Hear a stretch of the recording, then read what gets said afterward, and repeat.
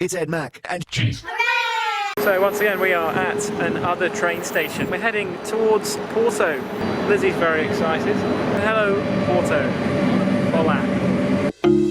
Porto. A quirky city with character, home of port wine, Hogwarts, and gateway to one of the most beautiful and oldest wine regions in the world, the Douro Valley. So sit back, relax, take notes if you want, and we'll show you Porto. So we booked the train ticket in advance and it only cost €9.50 per person. That's cheap as. It's a 3-hour journey as well. You hear that, National Rail? When you step off the train at São Bento station, take a second just to marvel at the really impressive murals on the wall representing Portuguese history. It's free as well. So we just arrived in Porto. Here we are, we're right in the centre, and our hotel is right in the centre as well. We stayed at Hotel Peninsular, which you can see from the station. Also, it had very good continental breakfasts. Lots to see, lots to do. Everything is walking this step. This is the Clérigos Tower. It used to be the tallest building in Porto, and it was used as a lighthouse by the people sailing down the Douro. So this may be a point in the video where you want to take notes. I'm just going to briefly tell you a little bit about the port houses, why are they there, the history behind it, and how it was made. Well, Porto is actually the second rainiest city in Europe. It's cool, stable and humid climate is perfect for aging port. Often it's kept in casks, aging away for many years. So in the days without temperature-controlled warehouses, that was the best option. Here's the Dom Louis I bridge, and over on this side of the Douro River we've got Vila Nova de Gaia. That's where quite a lot of the port is made, in the port houses over there. And then over there, just curving around the corner, is the ocean.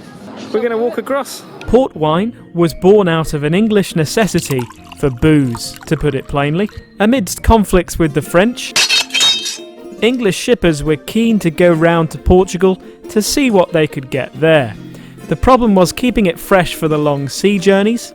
The solution, therefore, was to fortify it to a higher level of alcohol during fermentation, leading to a very strong, very sweet style of red wine. That's the origin of port that we know today.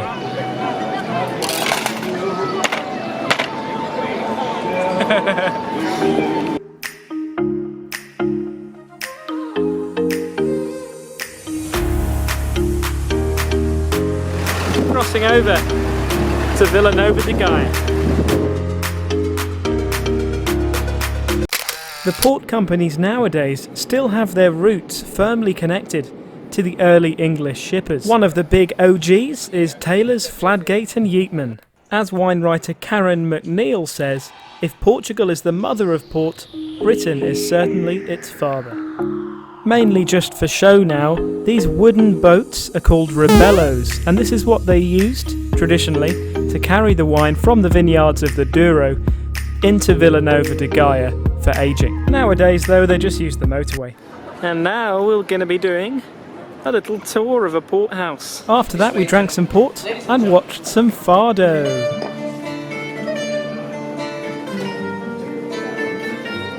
Very cultured.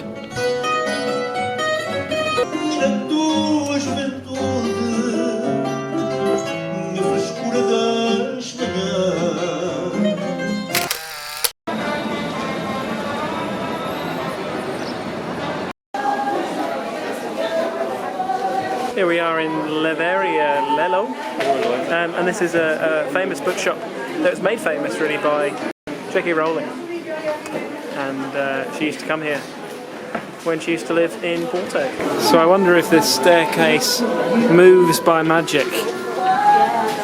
Maybe not. It's said to be an inspiration for Hogwarts. I'd imagine this place was a lot nicer when J.K. Rowling used to visit.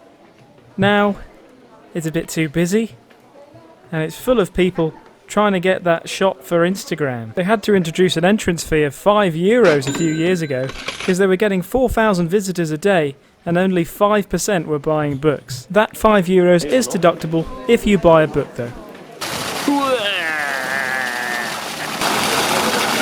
Well, it's not quite as good as the Wellington bucket fountain. That's my favourite fountain. It's the one thing I don't like about Portugal. Ronaldo is everywhere. Can't escape him. This is a statue of Prince Henry the Navigator in full battle gear, pointing towards the age of Portuguese discovery. Later on in the day, we booked a train ticket to take us to the Douro Valley. So we got the 6 o'clock morning train. It takes 2 hours. You can drive it, but it's a lot more scenic to take the train because the train follows directly next to the river. Sorry about the dirty windows. So as you move further and further inland, the temperature rises and the climate gets much drier. The temperature in midsummer is often described as inhospitable, but that's perfect for growing the robust, thick-skinned red grapes that make up port wine. Our stop was in the town of Reguar, where up until the last century, wine barrels would be loaded onto rebellos to take them down to Vila Nova de Gaia.